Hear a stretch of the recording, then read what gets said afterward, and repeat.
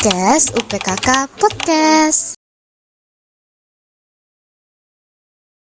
Assalamualaikum warahmatullahi wabarakatuh. Halo Sobat UPKK, kembali lagi bersama saya di Podcast Career Talk. Yaitu Podcast Career Talk sendiri merupakan sebuah proker dari Departemen Karir di organisasi UPKK, yaitu Unit Pengembangan Karir dan Kewirausahaan.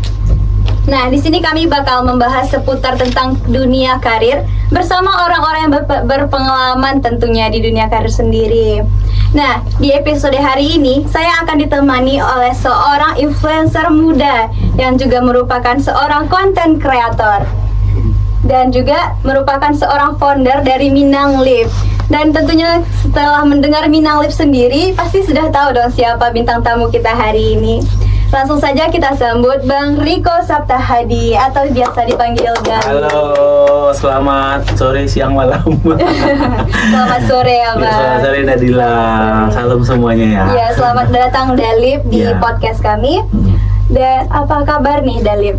Alhamdulillah sehat sekarang ya. Alhamdulillah sehat. Kemarin sempat sakit sih. Alhamdulillah sehat ya. Alhamdulillah sehat. Jadi habis acara juga di Pekan Karir Nasional ya. Iya. Pekan Karir Nasional lancar, berjalan lancar. Dan sekarang di sini. Apa kabar Nadila? Alhamdulillah baik Dalip. Ya, ngomong-ngomong nih Dalip. Ya. Tadi kan namanya Riko Saptahadi. Kenapa bisa dipanggil Dalip gitu? Kira-kira bisa nebak nggak? Kira-kira kenapa? Gak bisa sih. Ada Dalip, Minang Live. Oh. Jadi Dalip itu karena udah Minang Live gitu. Oh, Jadi dari Minang Live, dari nama YouTube-nya ya Dalip. dari nama Minang Live. Jadi awalnya kan Dalip mengelola Minang Live itu sendiri. Iya. Jadi Minang Live itu kan bisa dibilang akun publik, akun anonim yang nggak tahu siapa adminnya gitu kan. Jadi orang biasanya kalau ke akun publik itu biasanya kan Damin atau Mimin gitu kan. Kalau di Minang Damin. Nah kalau Minang Live Dalip gitu. Kalau misalkan kayak ada akun lain Info Sumbar Dasum katanya gitu kan. Iya. Jadi itu panggilan orang biasanya kan Mimin. Iya. Nah kalau di Minang Live harusnya kan Damin, tapi karena Minang Live Dalip orang manggilnya gitu. Makanya sampai sekarang kebawa ke diri sendiri panggilannya Dalip gitu. Oke. Kalau boleh tahu nih Dalip, apa sih motivasi Dalip buat jadi seorang content creator? Boleh cerita lah, sharing-sharing sedikit. Motivasi yang lo cerita ya nggak ada kerja di konten kreator ini cari PT gitu. Ya maksudnya pengen jadi konten kreator karena ternyata konten kreator berpotensi untuk jadi pekerjaan, jadi mencari penghasilan kayak gitu kan. Dan mungkin awal-awalnya adalah konten kreator itu mungkin nggak orang di sekeliling Dalip mikirnya konten kreator itu ya udah, apalagi di zaman dulu kan ini apa nih gitu kan, nggak berpotensi lah gitu kan, nggak akan jadi sesuatu kalau jadi konten kreator. Tapi karena Dalip senang aja waktu itu, senang konten, kemudian kayak dapat atensi dari penonton gitu kan di komen, kemudian followers nambah, kemudian viewsnya tinggi, yang nonton banyak, jadi kayak senang aja gitu. Dan ternyata setelah itu pun, setelah rajin konten, ya banyak kerjasama dari brand, banyak iklan-iklan masuk gitu kan, dan menjadi penghasilan, menjadi pendapatan, jadi pariwa bare istilahnya gitu kan. Ya udah dipertahankan jadi content creator, tapi emang harus selalu berinovasi, dikembangkan selalu hal-hal baru yang bisa dilakukan jadi content creator gitu. Jadi ketagihan juga ya Bang kontennya. Iya, karena enak, duitnya banyak. Sorry ya Nadila. Gak apa-apa Bang, kita di sini santai aja Bang, gak terlalu formal. Oke. Dan sebelum di content creator ini, apa karir Abang Bang? Mengalih, jualan maksudnya gitu Iya, ya. mengalih. Ya jadi dari kuliah Dalip, dari zaman kuliah Dalip itu udah jualan. Habis itu banyak sih yang Dalip jual dulu, mulai dari menggali-gali bunga waktu wisuda. Pernah dari itu gitu kan. Iya, terus kalau dulu kalau sekarang udah bikin paket-paket gitu kan. Kalau dulu enggak jualan bunga satuan. Oh, jadi cuman begitu. Satuan aja, jadi satu itu 5.000 gitu kan, 10.000. Nah kita beli ke pasar, kita jual satu-satu. Jadi nanti orang yang datang, kalau sekarang kan udah paket-paket ya. Kalau dulu macam-macam kan Bang. Jadi kalau sekarang tuh mau jualan bunga ya kita beli ke orang yang jual paketnya, nanti kita jual lagi atau kita bikin sendiri gitu kan. Dulu enggak, kita cuma ke pasar beli bunga ya, kita jual-jual, ada orang datang mengunjungi orang wisuda kan kasih bunga. Iya. Nah, sempat jualan kayak gitu waktu kuliah, terus jualan bisnis online juga, menggali kerupu, macam-macam dijual dulu. Nah, setelah tamat kuliah baru sempat sih Dalip dulu punya restoran 1 tahun. Restoran lumayan besar restorannya, tapi alhamdulillah 1 tahun bangkrut. 1 tahun bangkrut restoranku, dan setelah itu di penghujung restoran ini mau tutup, Dalip udah punya Minang Lip waktu itu. Nah, baru langsung ke Minang Lip. Jadi memang kalau bisa dibilang karir sebelum Minang Lip berjualan ya Bang. Pernah jadi announcer dulu, pernah jadi penyiar radio juga dulu ya, mungkin kayak berkarir di radio ya. Kalau di radio bisa dibilang kayak mengasah soft skill lah, belum jadi pekerjaan kayak gitu kan. Jadi kalau misalkan yang benar-benar mencari pekerjaan itu belum sampai ke tahap itu dari waktu itu kayaknya. Langsung ke Minang Lip aja. Gak apa-apa lah Bang, sekarang udah terkenal Bang. Alhamdulillah lah kalau udah kenal gitu. Iya. Nah, sebelum pas awal-awal Abang jadi content creator nih Bang, ada nggak sih seorang inspirasi atau motivator Abang buat terus berkonten gitu Bang? Kalau dulu mungkin awal-awal Minang Lip ada. Jadi sebenarnya Dalip bikin Minang Lip itu kan istilahnya niatnya, jadi awalnya niat bikin Minang Lip ini untuk mempromosikan jualannya sebenarnya Dila. Jadi Dalip punya produk gitu kan, dengan adanya Minang Lip, Dalip bisa mempromosikan produk Dalip di Minang Lip. Awalnya seperti itu niatnya, tapi ternyata Minang Lip ini bisa jadi sebuah usaha juga. Nggak cuma untuk mempromosikan produk kita, tapi dia sama kayak media yang membantu mempromosikan produk orang, menerima iklan kayak gitu kan. Jadi ternyata bisa jadi sebuah bisnis juga atau sebuah jenis usaha juga. Nah, karena Dalip mengelola media lah istilahnya waktu itu kan, untung Dalip punya basic di radio. Jadi di radio kan, radio media juga ya, walaupun beda, radio media konvensional bisa dibilang, Minang Lip ini media digital lah kayak gitu kan, walaupun beda tapi kan basicnya dapat sedikit gitu. Nah, setelah punya Minang Lip ini, mengelola Minang Lip, Dalip pasti nggak ada bekal gitu kan, cuma punya basic di radio. Ya udah Dalip cari inspirasi lah, apa akun-akun yang seperti Minang Lip. Tentu akun-akun yang ada di luar Sumbar kan, di Jakarta dulu kayak Dagelan. Dalip pernah ngambil inspirasi di Dagelan, karena Dagelan tuh tahu kan, Dagelan kan, mirip dengan Minang Lip. Terus Dagelan sih yang benar-benar jadi inspirasi utama untuk Minang Lip. Tapi kalau setelah Dalip jadi konten, terus jadi content creator, inspirasinya itu kalau sebelum kuliner kan Dalip jadi kreator fitgram dulu. Nah, itu banyak tuh inspirasinya, kayak last day production mungkin tahu gitu kan, dari rombongan Chandra Liao gitulah. Di sana sempat juga. Kemudian sekarang jadi kreator kuliner. Di kreator kuliner pun Dalip inspirasinya mungkin ke salah satu food vlogger yang ada di Jawa, namanya Diodoran. Kalau tahu Diodoran, dia itu food vlogger juga. Nah, kalau untuk di YouTube sebenarnya bukan inspirasi ke YouTube Minang Lipnya atau ke YouTube Dalipnya, tapi ke karakter atau performa. Dalip suka sama Ria SW, itu nggak Ria SW? Kurang tahu Bang. Dia food vlogger terkenal juga. Ria SW itu terkenal, saya tahu sih. Dia food vlogger, jadi dia nggak banyak kolaborasi sama orang, tapi dia ngonten sendiri aja, dan personanya itu menarik menurut Dalip. Dia itu sangat introvert orangnya gitu. Terus sekali dia ngupload tuh view-nya langsung tinggi di YouTube, dan dia cuma main di YouTube aja gitu. Berarti introvert atau extrovert tuh nggak ngaruh ya Bang bagi content creator? Nggak ngaruh sih, tapi nggak tahu kenapa Dalip melihat konten atau orang-orang bikin konten, katanya orang introvert itu lebih banyak jadi content creator. Dalip bisa bilang introvert sih. Nggak kelihatan introvert. Introvert nggak kelihatan. Jadi introvert tuh kayak nggak bisa, kalau Dalip nilai introvert tuh adalah orang yang nggak bisa bertahan lama di keramaian. Jadi kayak energi itu habis gitu di keramaian, kayak tadi tuh kan, capek lah selesaiku gitu kan. Maksudnya ya saat di keramaian itu dia berenergi, tapi energinya itu cepat habis gitu. Jadi dia lebih senang sendiri. Tapi kalau orang ekstrovert kan dia energinya itu di-charge saat orang rame gitu kan. Semakin ramai orang semakin senang gitu kan. Malahan kalau dia sendiri itu kayak lelah gitu kan.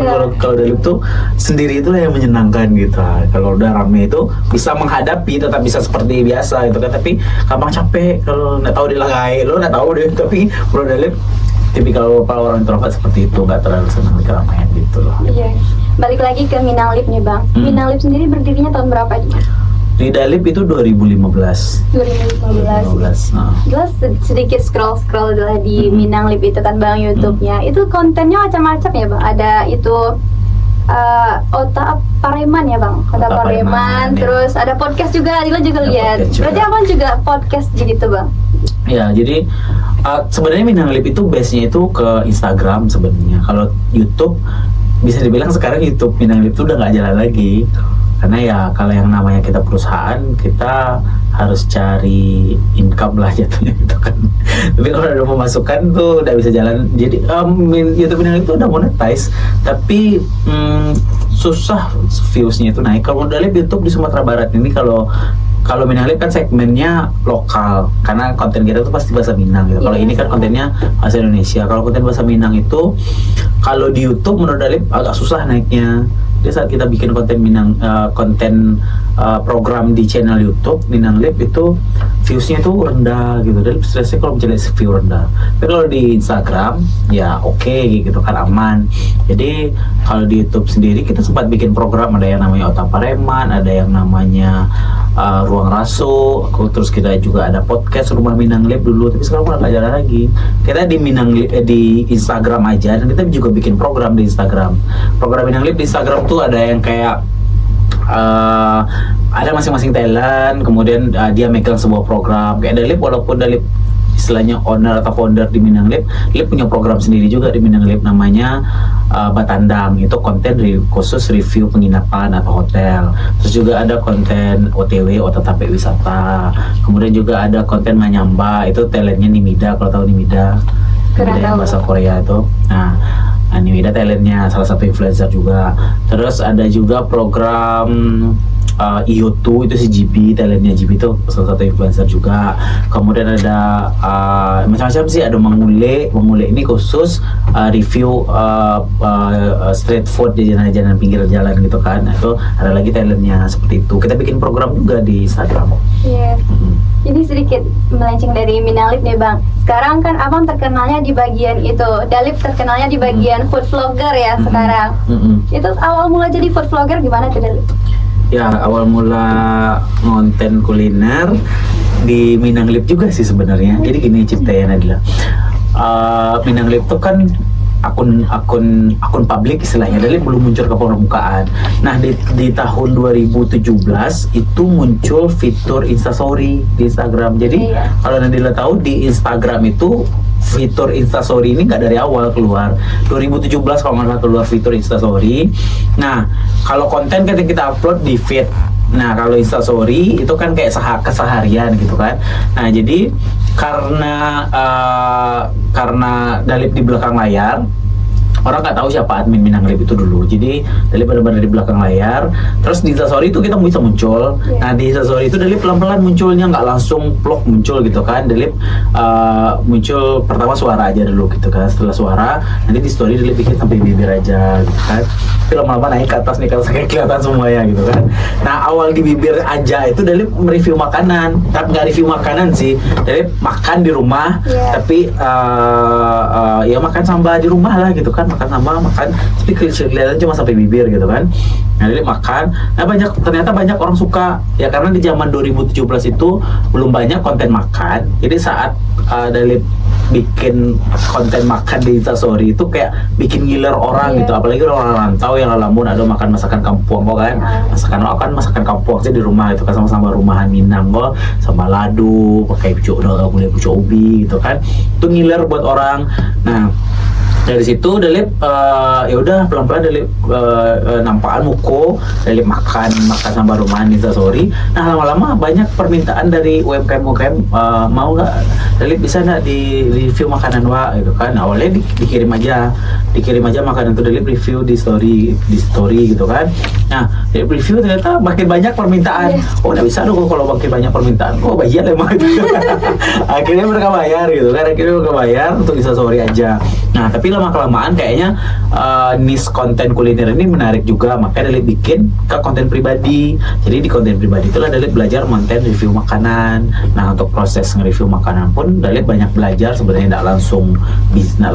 Banyak prosesnya dari cuma meletakkan kamera di siku, sampai akhirnya belajar cara mataan angle kamera, sampai akhirnya pakai videographer gitu kan. Jadi berproses untuk jadi konten kreator kuliner lo gitu. Jadi panjang lo prosesnya, nggak langsung tiba-tiba nge-review. Kalau mungkin anak-anak sekarang ya langsung review lah punya lah jalehnya gitu kan. Kalau dari tidak dulu pelan-pelan, bahkan sampai cara makan pun Dalip belajar, cara menyuuk Dalip makan. Nah, jadi di kamera tuh nggak bisa menyuuk itu sembarangan gitu, ada caranya gitu kan. Masuk kalau akan mengecap baca pak gitu itu dari pelajari ternyata itu nggak bagus. Itu di komen sama netizen kan, nggak lama menangani makanya Dalip kurangi. Jadi masukan dari netizen juga Dalip pelajari supaya konten tuh bisa berkembang terus gitu. Karena Dalip belajarnya istilahnya nggak dari orang yang udah bisa terus bikin konten, bukan dari orang yang nggak tahu apa-apa bikin konten, makanya pelan-pelan belajarnya gitu sampai akhirnya sekarang. Ya berarti Dalip awal terkenal dari food vlogger itu dari Instagram ya? Dari Instagram. Nah, karena Dila taunya dari TikTok, soalnya sering lewat. Kalau Gen Z sekarang tuh TikTok semuanya, maksudnya ya kalau kadang di TikTok tuh dia FYP, di Instagram view-nya standar gitu kan, di TikTok dia FYP rame gitu kan. Kalau Dalip lebih ke Instagram. Sebenarnya pun sampai sekarang Dalip lebih ke Instagram. TikTok tuh istilahnya daripada nggak tabuang aja posting lo ke TikTok. Maksudnya posting di Instagram, posting di TikTok, mirroring istilahnya kan. Posting di Instagram, posting juga di TikTok. Jadi konten utamanya itu buat Instagram, bukan buat TikTok. Jadi buat Instagram. Iya kan Dalip itu food vlogger kan. Pernah nggak Dalip keracunan makanan? Belum sih. jangan sampai tadi lah. Jangan sampai. Kalau keracunan makanan kayak belum, cuman kayak habis makan sakit perut. Pernah. Ada salah satu tempat makan di Padang, nggak usah Dalip sebut nama tempatnya. Tapi sampai sekarang rame. 2 kali Dalip nge-review makanan itu sakit perut loh. Maksudnya di salah satu tempatnya bagus juga di Padang, bagus, besar, franchise. Nah 2 kali Dalip nge-review ke sana, nggak tahu kenapa selalu sakit perut. Habis itu sakit perut dan demam beberapa hari, 2 harian gitu lah, dan mencret gitu. Nah nasa Dalip spill tapi nanti jadi konflik lagi. Kembali ke Minang Lip nih Dalip. Iya. Itu ada gak sih tantangan di Minang Lip selama udah terkenal? Kan ini udah terkenal. Sekarang kan juga udah banyak konten-konten yang jadi pesaing gitu. Ada nggak tantangannya? Terus gimana Dalip ngatasinnya? Kalau dibilang tantangannya itu lebih karena Dalip nggak ada mentor, mungkin nggak ada mentor artinya nggak tahu ini belajar kemana gitu. Jadi ya yang namanya kita punya usaha, kita harus berinovasi kan, harus terus melakukan apa lagi nih. Kalau cuma itu aja, itu orang pasti bosan gitu kan. Jadi harus selalu inovasi. Nah itu tantangannya di digital tuh, harus terus berinovasi dan beradaptasi. Nah jadi karena coba, tantangannya di situ sih, coba gitu kan, nggak semuanya berhasil. Ada yang pernah gagal, bikin trauma sampai sekarang. Berarti ada yang bikin trauma ya? Ada. Jadi kalau boleh cerita, jadi Dalip pernah bikin event waktu itu karena ada salah satu teman yang bercerita, kayaknya salah satu arah Minang Lip tuh jadi IO gitu katanya kan. Terus katanya dia berpengalaman di IO. Ya udah Dalip karena mau mencoba, padahal Dalip belum berpengalaman di IO, mau mencoba, ya udah kita bikin IO. Dalip loh yang mendatangkan 420, kalian tahu kan? 420 Sembilu yang dulu, tahu kan 420 itu, masa nggak tahu 420 sih? Tahu kan 420 itu Minang Lip yang mendatangkan, kita bikin mini konser waktu itu di salah satu hotel di Padang. Itu Minang Lip yang mendatangkan 420 pertama kali ke Padang, padahal dia bisa dibilang orang berdarah Minang, dan dia lagi ngehits waktu itu di tahun 2018 atau 2019 gitu. dia lagi hits banget waktu itu. Nah kita yang datangkan, ternyata dari situ banyak melakukan kesalahan. Sebenarnya enggak Dalip loh, tim tuh yang Dalipnya enggak tahu gitu tuh IOC gitu, karena kita utang hampir 100 jutaan. Banyak juga tuh Dalip. Banyak lah. Jadi setelah itu teman-teman tuh menghilang, tinggal Dalip sendiri menanggung PT itu. Stres Dalip 3 bulan di teror hutang. Iya. Dari Senin lalu bangun tidur tuh jadi nggak nyaman tidur tuh, nih jangan lebih su. Kalau besok pasti ada dihubungin lagi gitu kan. Ya udah, itu bikin trauma sampai akhirnya trauma tuh baru bisa Dalip menginikannya sekarang ini. Jadi, sekarang udah punya tim yang kokoh lah istilahnya gitu kan. Kita udah banyak kolaborasi juga, udah berani Dalip bikin event. Tapi sebelum itu kalau tim Dalip bilang event Niko ada Dalip, dak aja Dalip, dado. Pokoknya ada nama event dak aja Dalip. Karena masih trauma gitu trauma kan. Itu Dalip. Ya tapi sekarang udah alhamdulillah karena udah punya tim yang solid juga, udah tim yang kuat yang berpengalaman juga. Jadi kita udah kemarin udah beberapa event kita bikin gitu kan, dan alhamdulillah lancar aja. Ya. Tapi untuk itu semua ternyata masalah itu memang harus dihadapi Nadila. Iya, Kita hadapi aja masalah, jangan pasti ada jalan keluarnya. Jangan lari dari masalah Jangan lari intinya dari Dalip. masalah, pasti ada jalan keluarnya. Pasti itu mah. Terus gini Dalip, apa sih kontribusi Minalip ini dalam mengembangkan itu, melestarikan budaya Minangkabau? Oke.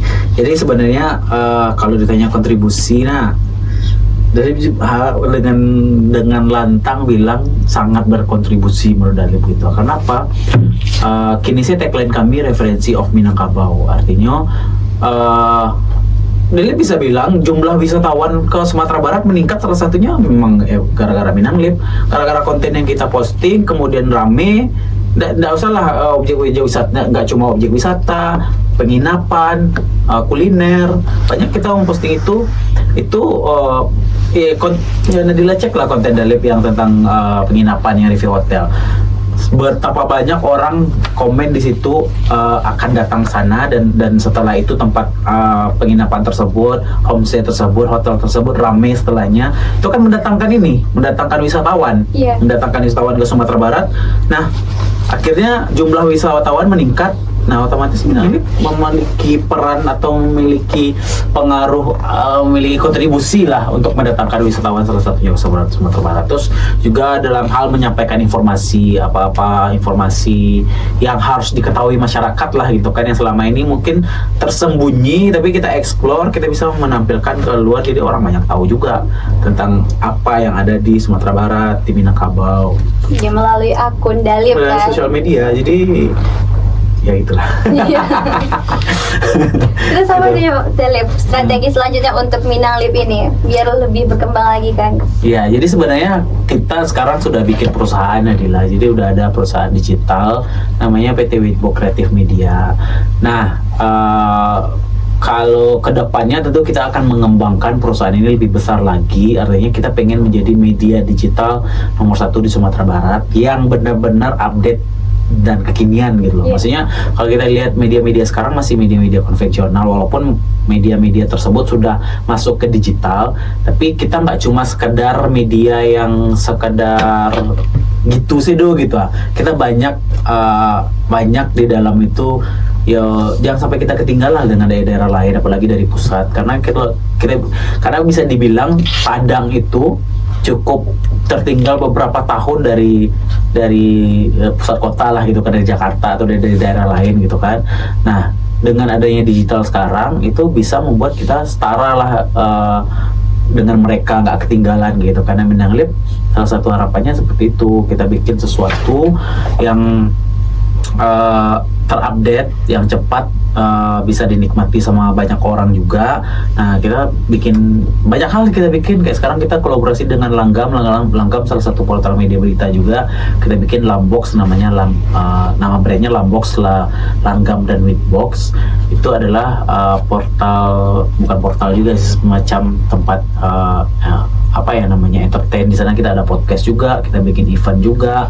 Terus kemudian di Minanglip kita juga pengen, ya cuma di Minanglip, karena di Witbox tuh ada Otalapau juga sekarang gitu kan. Terus ada Minanglip Otalapau, kita ingin memperkenalkan apa yang belum diketahui orang di Sumatera Barat ini melalui konten. Terus juga di Witbox ini kita punya yang namanya istilahnya wadah buat para anak muda konten kreator terutama untuk mengembangkan lagi apa yang bisa dikembangkan lah istilahnya gitu kan. Jadi kesempatan buat anak-anak muda kalau misalkan mau berkolaborasi dengan Minanglip, ya udah show off gitu kan, tunjukkan dirinya, lakukan sesuatu, ya udah Minanglip terbuka kok gitu kan, karena sekarang Minanglip udah banyak berkolaborasi dengan influencer, dengan pemerintah, berbagai sektor kita udah berkolaborasi gitu. Jadi mudah-mudahan kedepannya Minanglip atau perusahaan kita Witbox Creative Media itu bisa lebih besar lagi. Amin. Harapan Dalip sih segera ada investor, karena kami belum ada investor lagi. Biar besar juga kan perusahaannya Dalip. Iya. Kalau boleh tahu di mana alamat perusahaannya Dalip? Di Ampang. Ampang. Di Ampang di Jalan Muhammad Yatim. Oke, itu Kak, Dalip kan seorang influencer nih. Pernah nggak mendapatkan kritik-kritik negatif gitu atau kayak hujatan netizen lah istilahnya? Itu bisa dibilang udah jadi hal biasa gitu, maksudnya kayak kalau orang komen negatif, dihujat, itu kalau konten Dalip, kalau misalkan target Dalip views di akun pribadi itu minimal views 100.000. Nah kalau 100.000 itu lah standar lah, aman gitu kan. Tapi kalau lah sampai 100.000 views, ala tinggi taruh nanya 200, 300, 400 lah tinggi viewsnya, kemudian rame komen makin rame, itu Dalip nggak akan memperhatikan komen lagi. Tapi kalau di awal-awal tuh diperhatikan, yang awal-awal tuh masih followers yang komen gitu kan. Kalau followers masih aman biasanya. Tapi kalau udah viral, udah FYP itu yang komen itu udah non followers. Nah itu udah macam-macam isi itu, Dalip nggak baca lagi. Jadi Dalip cuma memperhatikan masukan dari followers. Tapi kalau udah non followers yang masuk, nggak tahu dong, netizen kok berada dari berbagai macam latar belakang gitu kan, pemikiran mereka bermacam-macam. Jadi kayak aduh sih salah dari ada yang mau lakukan itu kan, misalkan kayak di kamera kalau misalkan kita makan, kalau kita kameranya mirror kan seolah-olah menyuap pakai tangan kanan, seolah-olah pakai tangan kiri kan. Nah itu masih jadi komen ya gitu kan, masih kayak hal-hal seperti itu tuh menghabiskan energi kalau misalkan kita ladenin, kita baca itu kan, padihan lah gitu. Ya sudut pandang masing-masing juga kan Dalip. Iya. Menurut Dalip ada apa sih keterampilan buat seorang konten kreator yang harus kita miliki? Keterampilan untuk konten kreator, yang pertama menurut Dalip karakter sih. Jadi mungkin kalau orang mikirnya jadi konten kreator tuh harus bisa video, harus bisa ngedit, harus bisa. Udah sih, sekarang makin praktis menurut Dalip, apalagi di TikTok. Ya nggak cuma di TikTok, Instagram juga gitu kan, kalau mau konten di platform tersebut. Tinggal tahan HP, ngecek lah jadi konten gak gitu kan. Nah yang paling penting itu adalah karakter, gimana kita bisa memperkuat karakter kita dan karakter kita bisa dikenal orang gitu. Itu sih nyoman. Nah setiap orang sebenarnya punya karakter masing-masing. Nah gimana karakter kita ini disukai orang dan karakter kita jadi menarik, itu sebenarnya. Kalau kayak Dalip mempertahankan karakter yang seperti inilah gitu kan. Kalau bisa Dalip masih tetap berinovasi terus ya, apalagi dari misalkan Dalip bikin konten ini nih, dari konten kok apa yang disukai orang gitu kan, kayak misalkan kacamata lah gitu kan, ternyata Dalip ancak pakai kacamata do gitu kan, Dalip pakai soft lens, ancak pakai kacamata lah gitu kan, jadi dipertimbangkan gitu kan, bagusnya yang mana gitu, ternyata pakai kacamata kok pro kontra gitu kan, kita pakai soft lens kok kontra orang satunya, udah berarti pakai kacamata walaupun ada pro kontra gitu. Jadi banyak hal sih sebenarnya yang perlu diperhatikan kalau jadi content creator tuh. Coba salah dulu gitu, kalau mau konten coba aja dulu. Paling penting karakter sebenarnya, kalau punya karakter yang kuat itu pasti cepat naik. Dari coba-coba siapa tahu banyak yang suka kan dari. Iya, coba aja dulu gitu. Ini kayak waktunya udah sedikit nih Dalip. Oh iya. Tadi kode-kode terus dari tadi. Oh iya, udah habis ya. Nah, Okay. untuk ya sesi terakhir ini boleh nih Dalip berikan kesan dan pesan buat sobat UPKK di luar sana. Iya, jadi Dalip mau mengucapkan terima kasih untuk UPKK ya, karena keren sih tadi bikin acara Pekan Karir Nasional itu, panitia-panitianya menurut Dalip profesional dan cepat tanggap gitu. menurut Dalip sih acaranya dengan berjalan dengan lancar tadi gitu kan, dan semangat untuk teman-teman UPKK semuanya, explore diri. Kalian udah punya wadah di UPKK, kalian harus explore diri kalian di sini. Jadi kan banyak bidang, banyak divisi, banyak keterampilan yang harus dipelajari, yang bisa dicoba gitu kan. Coba aja gitu kan, mana tahu di salah satu itulah yang akan jadi masa depan kita nanti. Ternyata Nadila jadi news anchor ternama nanti gitu kan, karena berawal dari host podcast di UPKK. Amin, gitu kan. amin. Siapa tahu bisa bekerja sama Dalipnya. Bisa, aman settingnya. Nah, terima kasih Dalip udah menyempatkan Oke. hadir di podcast Karil Talk hari Sama-sama, ini. Nadila. Dan semoga podcast hari ini bermanfaat untuk kita semua, terutama juga Dila nih, Dalip. Ya. Dan jangan lupa like, comment, dan subscribe ya teman-teman. Serta bunyikan lonceng yang ada di bawah Iya. YouTube-nya. Dan see you. See you, dadah. Jadi siapa tahu kita boleh closing Apa? bersama Dalip gitu. Apa closingnya? Bisa selamat datang di podcast Karel Talk selanjutnya gitu. Oke. Dadah, terima kasih. Sampai jumpa lah. Sampai jumpa. Selamat datang.